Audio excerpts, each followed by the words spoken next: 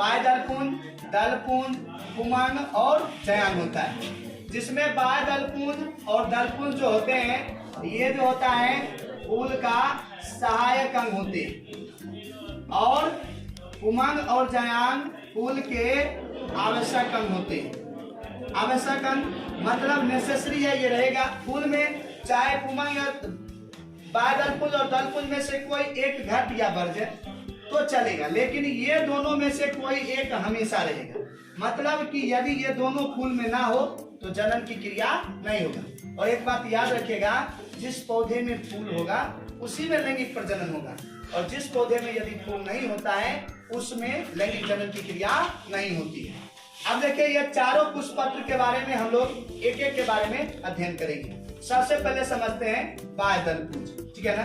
तो ये फिगर के माध्यम से देखिएगा बाह्य दलपुंज में, तो फिगर में आप देख रहे हैं कि नीचे जो फूल के नीचे जो हरी हरी पत्तियां होती है, आप लोग फूल तो बराबर देखते होंगे, कोई भी फूल लीजिए उसके नीचे जो हरी पत्तियां होती है उस हरी पत्तियां को ही बाह्य दलपुंज कहते हैं। मतलब फूल किसी रंग का हो लेकिन बाह्य दलपुंज हमेशा हरा रंग का होता है, जिसे इंग्लिश में हम लोग कार्लेक्स कहते हैं।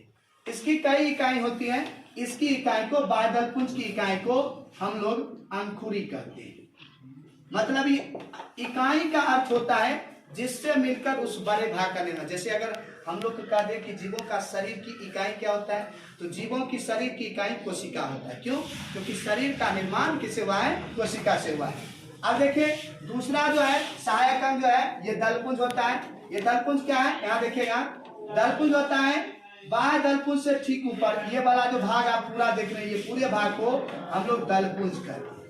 अब ये इसका रंग निश्चित नहीं होता है, क्योंकि कुछ फूल का रंग उजला होता है, कुछ का मतलब पीला होता है, कुछ का नारंगी, मतलब विभिन्न रंगों का होता है। तो दलपुंज की रंग हम निश्चित नहीं कर सकते हैं, ये विभिन्न रंगों की होती है और इसकी भी इकाई होती है, क्योंकि ये एक अकेले नहीं मिलके बना है। इसमें देखो कई भाग है, 1 2, इसी तरह इधर भी देखिए कई भाग है। चाहे आप गुलाब के फूल लीजिए या गेंदा का फूल लीजिए, उसमें एक पत्ती नहीं होती, कई पत्ती होती और सभी पत्ती मिलकर दलपुंज का निर्माण करता है। तो इसकी इकाई को हम लोग पंखुड़ी कहते हैं। और तीसरा जो आपको 12th में क्वेश्चन जो आता है, जहां से क्वेश्चन आने का पूरा संभावना नहीं, आपको नीट में भी क्वेश्चन आएगा, बिहार बोर्ड में इस बार भी 2 नंबर का क्वेश्चन पूछा था, वो आपका मेनवी रूप से पुमंग और जयांग से क्वेश्चन आता है। और इस दोनों को अगर बेहतर से पढ़ लिया जाए तो हमको जहां तक मतलब आपको हम पूरा 100% गारंटी देते हैं कि बिहार बोर्ड इन दोनों से क्वेश्चन अगर पूछेगा तो यहाँ से बच के नहीं जाएगा, सिर्फ आप अध्ययन करिएगा। दूसरी बात है कि जब हम पढ़ाएंगे तो आपको एनसीईआरटी भी लाइन देखना है, तब जाके आपको बेहतर से समझ आएगा। और याद रखिए सभी जैसे हम लिखे पुमंग, एंड्रोएशियम, जयांग, जाइनोएशियम, इसका मीनिंग इंग्लिश याद रखिएगा। इस बार क्या हुआ, बच्चा को पूछ दिया नर युग्मक जनन क्या होता है, इंग्लिश नीचे लिखा हुआ था माइक्रोस्पोरोजेनेसिस क्या होता है। बच्चा को ये समझ नहीं आ रहा था कि नर युग्मक जनन क्या होता है, जबकि उसी का इंग्लिश दिया हुआ था नीचे। तो घबराइएगा नहीं, आप पहले इंग्लिश कम से कम हेडिंग सबका याद हो आपको, जिससे क्या होगा आपको बेहतर समझ में आता है। अब चलिए पुमंग की। पुमंग जो है वो फूल का जो है मेल रिप्रोडक्टिव ऑर्गेन, मतलब नर जनन अंग है। और इसकी भी कई इकाई आप देख रहे हैं यहाँ पुमंग, ये फूल में देख रहे हैं, फूल में ऊपर इसी तरह निकला रहेगा, ये पूरे भाग को हम पुमंग बोलेंगे। तो इसको हमको अगर बढ़िया से अध्ययन करना है तो इस पुमंग को हम बाहर निकाल लेते हैं। बाहर यहाँ देखिए हम निकाल लिए हैं। अब इस चित्र के माध्यम से आपको हम समझा रहे हैं कि पुमंग में क्या क्या होता है। वैसे तो आपके एनसीईआरटी कह रहा है क्लास 12th में आप जब पुष्पीय पौधे में लैंगिक प्रजनन जब चैप्टर पलटिएगा तो उसके तीसरे पेज में जब जाइएगा, जहां पर ये परागकोश का फिगर बना हुआ है, वहां पर आप क्या देखिएगा कि वहां स्पष्ट किताब में कर दिया है कि पुमंग की इकाई को पुंकेश्वर कहते हैं। पुमंग की इकाई को पुंकेश्वर कहते हैं और पुंकेश्वर को 2 ही भाग में बांटा गया है, एक होगा परागकोश, दूसरा होगा फिलामेंट मतलब कुतंतु। आप कुतंतु भी कह सकते हैं, तंतु भी कह सकते हैं, दोनों एक ही बात हुआ, इंग्लिश दोनों का सेम होता है। आप देखिए ये क्या होता है, तो परागकोश क्या होता है, तो परागकोश देखिएगा ये ऊपर की ओर ये गोल बना हुआ है, जिसको हम लोग बोलते हैं लोब, LOB, लोब मतलब होता है पाली।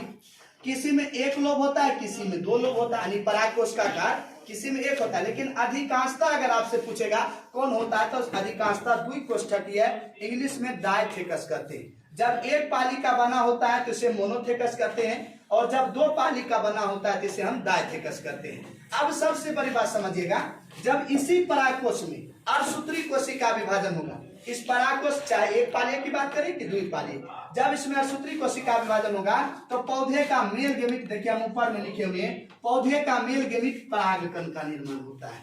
पौधे का मेल गेमिट परागकण का क्या होता है? निर्माण होता है। आप कहिएगा सर जी परागकण डायरेक्ट बन जाता है, तो आपको हम कल की क्लास जब हम लघु बीजाणुधानी पढ़ाएंगे तो वहां बताएंगे कि परागकण इतना जल्दी नहीं बन जाता है जितना जल्दी कि हम लोग क्वेश्चन में याद कर लेते हैं कि परागकोश में परागकण का निर्माण होता है। इसके बनने में बहुत टाइम लगता है, जो हम कल की क्लास में आपको चर्चा करेंगे।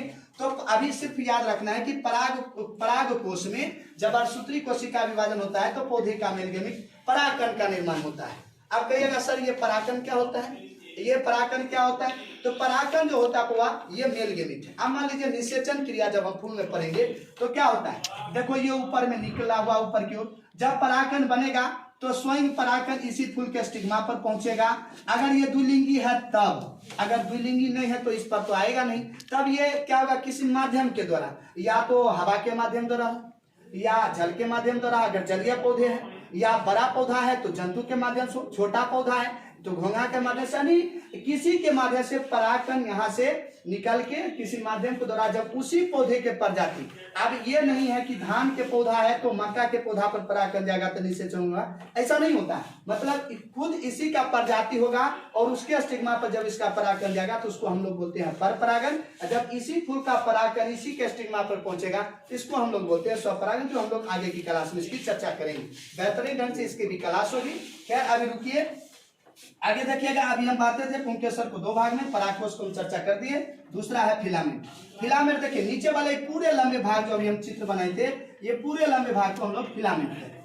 इंग्लिश में फिलामेंट, हिंदी में तंतु या पुतंतु दोनों का। अब देखिए ये पुतंतु का काम क्या है, इसका कुछ काम नहीं, बस ये यहाँ देखिए फिगर, ये पुष्पासन से सिर्फ जुड़ा हुआ रहता है और ये कुछ करता नहीं है। और फिलामेंट और ये एंथर के बीच वाले भाग को हम लोग कनेक्टिंग कहते हैं, ठीक है ना। क्या कहते हैं वहाँ, कनेक्टिंग कहते हैं, योजी कहते हैं, ठीक है ना। इसका काम क्या होता है, कनेक्टिंग का काम होता है फिलामेंट और एंथर के बीच का, मतलब जोड़ कर रखने का इसका मेन काम होता है।